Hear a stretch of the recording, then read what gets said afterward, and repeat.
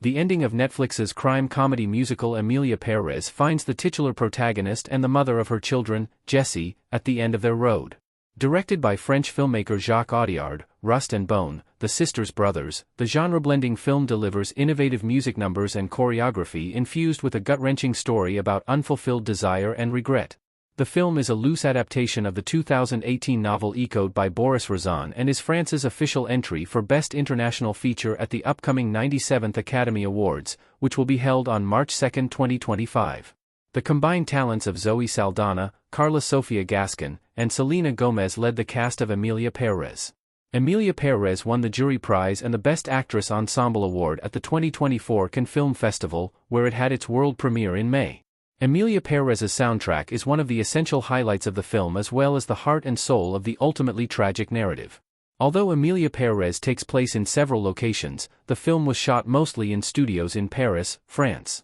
Even though Emilia had shown immense growth in her new life, her need for control and inability to separate her happiness from her family led to her downfall. Why Emilia, Jessi and Gustavo die in Emilia Pérez's ending. Jessi makes a final and fatal stand to protect Emilia. Edgar Ramirez against a black background wearing a cowboy hat in Emilia Pérez. Emilia found out the hard way not to mess with Jessi and her lifestyle, which was based on having access to the vast amount of money that Mantias had left for her and their children. The second that Emilia invited Jessi and their kids to live in her mansion back in Mexico, Jessi knew that there were strings attached in the form of designer handcuffs, as she expresses with bitterness in the song Bienvenida. Jessi is able to conceal her anger at Emilia's financial control until she reveals she plans to marry Gustavo and live with him elsewhere with the kids, which enrages Emilia so much that she nearly blows her cover. Gustavo is not much of a character in Emilia Pérez but represents the person who will cut off Emilia's direct access to her children. Emilia sends her bodyguard to beat Gustavo up after she physically threatens Jessi on the bed. This leads Jessi to take off with the kids at the next possible chance and for the two to become fierce rivals. Jessi goes so far as to allow Gustavo's associates to cut off 3 of Emilia's fingers. Once Emilia reveals her true identity to Jessi, she immediately falls into shock and regret. She makes one final stand to protect Emilia while she's locked in the trunk. Unfortunately, Jessi's rash aggression forces Gustavo to drive off a cliff, resulting in all 3 of them perishing in the burning car. Why Emilia couldn't live without her kids.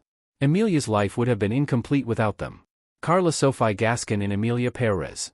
Emilia had the best of both worlds while Jessi and their children lived with her in Mexico. As she sings in the song El Amor, she is deeply conflicted about only being able to be half of her true self, with Mantias essentially hidden in plain sight. Even though Emilia endured concealing her paternal love for her kids, being able to see them each day was the next best option. It's unclear how long Emilia believed this dynamic would last, but she was completely blindsided by Jessi's announcement that she was taking the kids to live with Gustavo. Emilia ostensibly assumed that the kids would live with her throughout their childhoods. What happens to Emilia's children and Rita? Rita can finally be a mother like she always wanted. Zoe Saldana in Emilia Pérez. Rita expresses in the song To Do Why Nada at the beginning of the film that she would like to have children and find a father, but she feels she has no time to do so. Emilia and Jessi's deaths provide Rita with an opportunity to be a mother like she had wanted to be for so long. While Rita was obviously not rooting for this outcome, it's evident that Emilia and Jessi's kids will be in safe hands with her. They will likely stay in Emilia's mansion in Mexico or could potentially return to Switzerland, where the kids love to ski. Rita could also take them to London, where she started a new life after helping Manitas. Because of their Mexican heritage, however, they will likely stay put. Why Emilia didn't tell Jessi the truth sooner? Emilia held on to the truth until it was too late. Selena Gomez in Emilia Pérez. Emilia had grown so much as a person since her transition, particularly as a positive member of the community looking to right the wrongs of her past. It's disappointing that it never crossed her mind to approach Jessi with an open heart and ask for her compassion about her transition. That would likely have been a better strategy for retaining access to her children instead of making an arch-nemesis out of Jessi and trying to control the situation with brute force.